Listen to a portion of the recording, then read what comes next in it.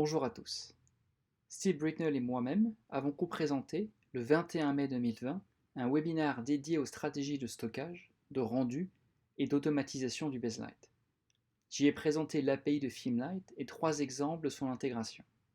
Ce webinaire ayant eu lieu en anglais, je l'ai ici adapté en version française. Vous pouvez visionner le webinaire d'origine en entier sur la page Vimeo de Filmlight. L'API Filmlight est une nouveauté du BaseLight puisqu'elle est sortie au début de l'année 2020. API signifie Application Programming Interface. En quelques mots, une API fonctionne comme un panneau de contrôle, permettant aux développeurs de relier différents composants logiciels entre eux. L'API permet de connecter des flux de données et des fonctionnalités entre différents logiciels ou bases de données. Elle peut être utilisée pour accéder et partager des informations, comme des métadonnées, ou pour contrôler un autre logiciel. Ces logiciels peuvent faire partie de la même gamme de produits ou provenir de fournisseurs tiers. Par contrôle du logiciel, j'entends qu'au lieu d'utiliser l'interface utilisateur intégrée, par exemple au logiciel BaseLight, je peux utiliser des lignes de commande pour automatiser des tâches, comme les créations de scènes, pour lancer un rendu, et ainsi de suite. Examinons tout de suite un exemple, et je reviendrai plus tard sur la structure. BaseLight intègre le Client View, qui a été développé à l'aide de l'API Filmlight. Depuis BaseLight, je vais démarrer le Client View et obtenir les détails de connexion. Le Client View est une interface web et je dois d'abord m'y connecter. Il permet au client d'interagir avec l'étalonneur ou l'étalonneuse pendant une séance d'étalonnage. On peut y accéder depuis un ordinateur portable ou une tablette, depuis n'importe quel appareil équipé d'un navigateur Internet et connecté au réseau local. Après la connexion, j'obtiens une représentation en galerie de ma timeline avec une vignette par plan. La timeline est en lecture en arrière-plan, et chaque fois que la tête de lecture atteint un nouveau plan, l'interface utilisateur du Client View se met à jour. Lorsque le mode de suivi en bas de l'écran est activé, la vue reste centrée sur le plan en cours de lecture dans le BaseLight. J'ai indiqué que le Client View a été développé grâce à l'API. Le Client View utilise l'API pour accéder et afficher les informations stockées dans la base de données du BaseLight. En un clic sur la vignette, j'affiche les métadonnées relatives à ce plan spécifique. L'inverse est aussi possible et je peux renvoyer des informations à la base de données. Je peux signaler ce plan et lorsque je retourne dans le BaseLight, ouvre le Shot View pour obtenir la liste de tous mes plans, je peux sélectionner un plan et voir dans le nouvel onglet Client Data que les informations sont présentes. Si je sélectionne le premier plan de la timeline, y appose un drapeau depuis le Client View, le drapeau apparaît immédiatement dans le BaseLight. Je peux alors ajouter une note depuis le BaseLight, par exemple Got it, et cette information sera alors affichable depuis le Client View. Enfin, la personne utilisant le Client View peut à son tour entrer un message, et cette information sera immédiatement affichée dans le BaseLight. Depuis le Shot View, l'onglet Flag ne va afficher que les plans qui ont un drapeau apposé. Le Client View est un bon exemple du type d'application qu'un prestataire de post-production peut créer en interne à l'aide de l'API Filmlight. Maintenant que nous avons vu un exemple de ce à quoi l'API pourrait servir, revenons sur ce qu'est réellement une API. Certains d'entre vous sont déjà familiers avec ce concept, mais je voulais donner un aperçu rapide pour ceux qui ne le sont pas.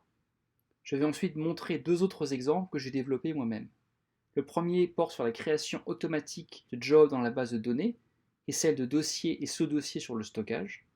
Et le deuxième exemple est une intégration entre BaseLight et Google Drive en utilisant les API Filmlight et Google. Les API sont utilisées au quotidien par la plupart d'entre nous. J'ai donc voulu utiliser un de ces exemples typiques de la vie courante, comme la réservation d'un billet d'avion en ligne.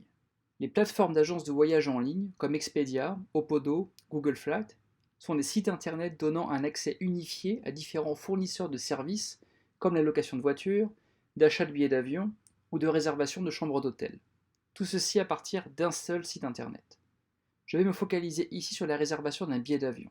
D'un côté, le serveur de l'agence de voyage, à gauche ici, que le site internet utilise pour que l'utilisateur puisse visualiser une liste de vols possibles, avec des informations sur les jours, le numéro de vol, le prix, la disponibilité des sièges.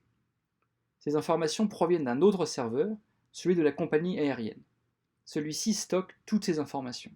Lorsque l'utilisateur ou l'utilisatrice confirme sa sélection, une demande de réservation est envoyée du serveur de l'agence de voyage vers le serveur de la compagnie aérienne avec la sélection du vol et la place réservée. Dans tout ce processus de réservation, l'information circule dans les deux sens comme un échange.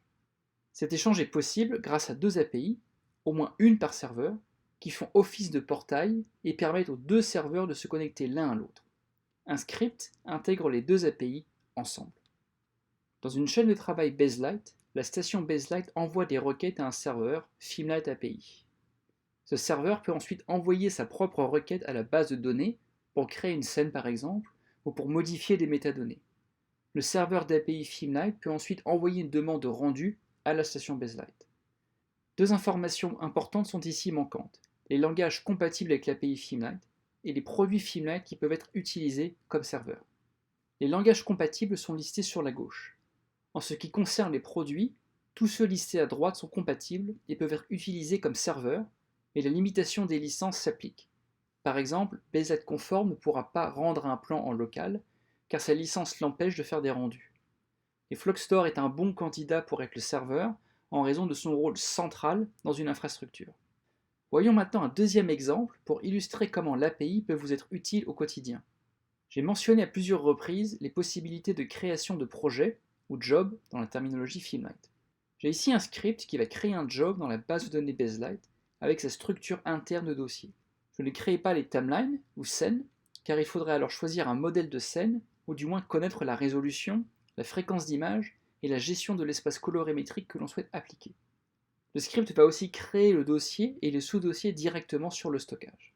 Comme j'utilise toujours la même structure de dossier et de sous-dossier, il est logique d'automatiser cette tâche. Je vais maintenant retourner dans Baselight et je vais ouvrir le Job Manager où je vais pouvoir afficher l'ensemble de mes scènes et de mes jobs. Puis je vais ouvrir le Finder, localiser mon script et l'exécuter. Je vais aussi afficher en arrière-plan le stockage que je vais utiliser. Ici, c'est le stockage de mon ordinateur en local, mais je pourrais bien sûr utiliser ce script sur n'importe quel stockage. Je vais saisir un numéro identifiant mon projet, puis entrer le nom de ce projet avant de valider ma sélection.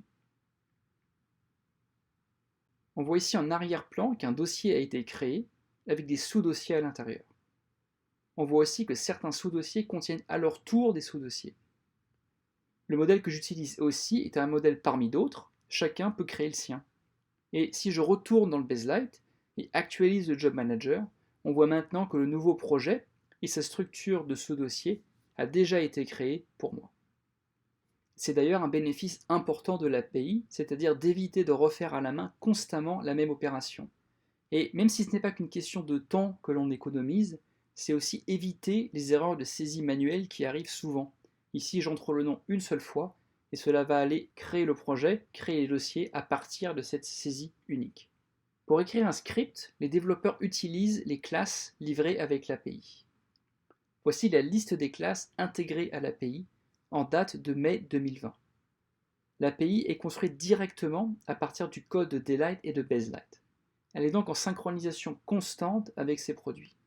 De nouvelles classes seront ajoutées progressivement. Je ne vais pas couvrir le détail du code que je viens d'utiliser pour la création des scènes, mais je voulais vous donner un aperçu de la structure du script. Pour le développer, j'ai utilisé une combinaison de la classe Job Manager et de la classe Scène, montrée ici en bleu. À titre d'exemple, je colore ici les méthodes spécifiques de la classe Job Manager que j'ai utilisées. Dans ce dernier exemple, le script était assez simple, mais je voudrais attirer votre attention sur un point. Il faut une expérience spécifique du développement et une connaissance conséquente du Baselight pour intégrer l'API. Ce n'est pas quelque chose que vous pouvez développer rapidement entre deux séances d'étalonnage. Même si un script ne comporte que 50 lignes de code, il doit être robuste et bien testé avant d'être intégré à la chaîne de travail. D'après mon expérience, même si un code est court, il peut être important dans une chaîne de travail. C'est même davantage le cas pour mon troisième et dernier exemple, qui est une intégration entre Baselight et un service tiers, ici Google Drive et Google Sheets. Je vais vous montrer cette intégration maintenant, et je reviendrai un peu plus tard sur la manière dont je l'ai développée. Je vais commencer par revenir dans Baselight et afficher à nouveau les plans dans le Shot View. Comme je l'ai déjà indiqué, c'est ici que l'on trouve toutes les informations relatives à tous les plans présents sur la timeline. Je me suis demandé comment on pouvait donner accès à ces informations au plus de gens possible d'une façon intuitive et toujours sécurisée. Dans une chaîne de travail typique, un utilisateur ou une utilisatrice doit avoir accès à une station Baselight. Autrement dit, une station doit être disponible et allouée, et la personne doit avoir un niveau de formation suffisant. Donc, extraire les informations de la timeline, comme l'API permet de le faire, pour les afficher ailleurs, me semblait intéressant. J'ai remarqué que de nombreux prestataires de post-production utilisaient Google Drive et Google Docs pour échanger des documents, comme des tableurs. J'ai donc décidé de créer un mini shot view dans un tableau Google. J'aurais pu choisir une autre plateforme, du moment que celle-ci comportait une API. Je vais maintenant vous montrer l'intégration que j'ai développée avec Google. Je vais ouvrir mon navigateur à Internet, fermer le Client View et agrandir mon tableau, que j'ai appelé Shots. J'ai voulu que l'interface utilisateur soit si simple et intuitive que possible pour minimiser le temps de formation et de support. Je vais cliquer sur Update Now. En tâche de fond, le script va accéder à ma scène, extraire les informations et mettre à jour le tableur. Et comme vous pouvez le voir, toutes les informations contenues dans la scène se retrouvent affichées ici. Et ce fonctionnement est dynamique, c'est-à-dire que si je retourne dans Baselight et que j'accède à la colonne des commentaires, je peux entrer par exemple test 01, puis entrer en dessous test 02. Je vais sauver cette scène et de retour dans le tableur, relancer une mise à jour. Après quelques secondes, les nouveaux commentaires se retrouveront affichés ici. Par défaut, je suis en mode lecture seule et je peux effacer des données sans impact sur la timeline. Par exemple, je peux en sélectionner ici, les supprimer et rien n'aura été sauvegardé dans la base de données. Si je veux modifier des informations, je dois d'abord basculer en mode lecture-écriture. Je vais m'assurer dans un premier temps que la scène soit bien fermée, car par défaut, une scène ouverte se réserve l'accès en écriture. Dans le tableur, je coche la case pour demander la bascule. Cette opération prend quelques secondes et indique dans la case au-dessus, en rouge, que je suis bien en lecture-écriture. On voit en dessous ici que les colonnes ont maintenant une couleur. Si la couleur est verte, cela indique que les métadonnées de cette colonne sont modifiables. Ici, par exemple, je vais continuer à ajouter des commentaires d'une façon très originale. Je peux aussi indiquer que toutes les prises sont cerclées pour avoir une information bien visible pour la suite. Je vais maintenant aller à la droite des colonnes pour entrer les informations de scène et de prise que les DIT entrent généralement avec Daylight. Je peux indiquer ici que la scène est A03 pour plusieurs prises, puis entrer le numéro des prises. La saisie des informations est très rapide vu que le document est avant tout un tableur. Vous avez remarqué que certaines colonnes sont en rouge et ces colonnes ne sont pas modifiables, car ce type de métadonnées n'est pas modifiable dans Baselight. Par exemple, ce n'est pas parce que je remplacerai OpenEXR par ProRes que je vais changer le type de média qui était importé dans ma scène. C'est pour cette raison que certaines colonnes sont en rouge, et j'ai aussi ajouté une note pour clarifier que ces colonnes sont en lecture seule. Je peux sauvegarder mes changements en cochant la case de sauvegarde, et la case ici va se colorer en vert pour indiquer que la sauvegarde s'est bien passée. Je retourne dans Baselight, ouvre ma scène une nouvelle fois, et je retrouve mes informations de scène et de prise. Je remarque aussi que toutes mes prises sont désormais cerclées, et les nouvelles informations de commentaires ont été prises en compte. Les informations naviguent bien dans les deux sens. Baselight permet d'exporter un fichier CSV pour stocker toutes les métadonnées d'une scène, ce qui est pratique pour échanger des informations avec un autre logiciel. J'ai implémenté cette fonction d'export directement depuis le tableau ici. Le script va accéder à la base de données et générer le CSV comme le confirme la couleur verte. J'utilise un tableur Google qui peut être sur une machine fixe connectée au réseau local, mais je pourrais aussi être sur un portable à distance.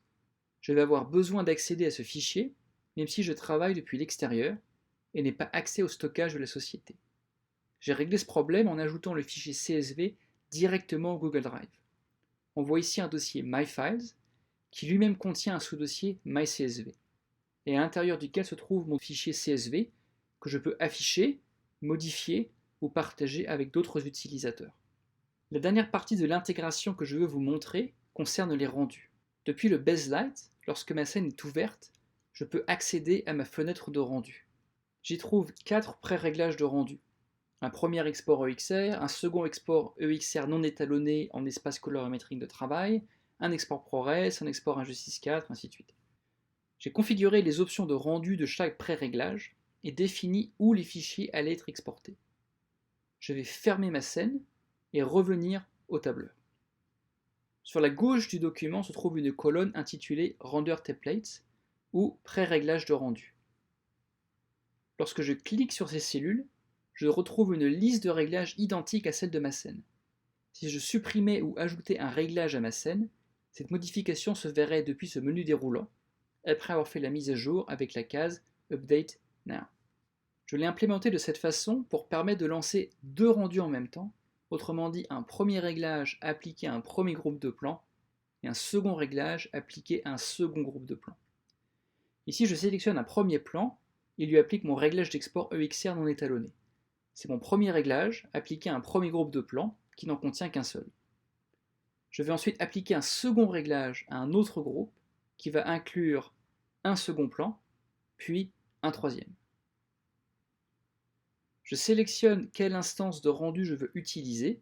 J'ai ici le choix entre une session Baselight et un Baselight Render. Ici, je choisis le Baselight, puis clique sur Render Now. Vous pouvez désormais voir sur la gauche ici une nouvelle colonne, et parce que vous n'aurez pas forcément accès au Q-Monitor pour suivre la progression de vos rendus, j'ai intégré une barre de progression directement dans le tableur. Je peux aller voir mon stockage et noter que les fichiers sont bien en cours d'export, à l'endroit que j'avais spécifié dans mes pré-réglages. Une fois que le rendu sera complété, il sera indiqué comme Completed, et le second rendu va alors commencer. J'insiste ici sur le fait que l'on puisse lancer plusieurs rendus appliqués à différents groupes en un seul clic, car c'est un vrai gain de temps pour les assistants et les assistantes. Les deux rendus sont maintenant terminés, les réglages remis à zéro, et la colonne de rendu disparaît pour épurer l'interface. Je vais montrer maintenant les classes que j'ai utilisées, mais je dois préciser qu'il y a plusieurs aspects à prendre en compte avant. Le choix de la plateforme pour afficher l'information, comment doit être l'interface utilisateur, comment gérer l'accès lecture-écriture, comment donner accès aux fichiers CSV depuis un ordinateur en dehors du réseau local, comment visualiser la progression des rendus directement sur le document.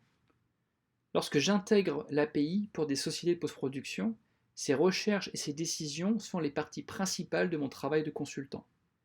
C'est-à-dire que je passe plus de temps à analyser la chaîne de travail avec une équipe, à discuter des tâches qui pourraient être automatisées, à imaginer à quoi pourrait ressembler l'outil, à rédiger un cahier des charges, que je n'en passe à écrire le code.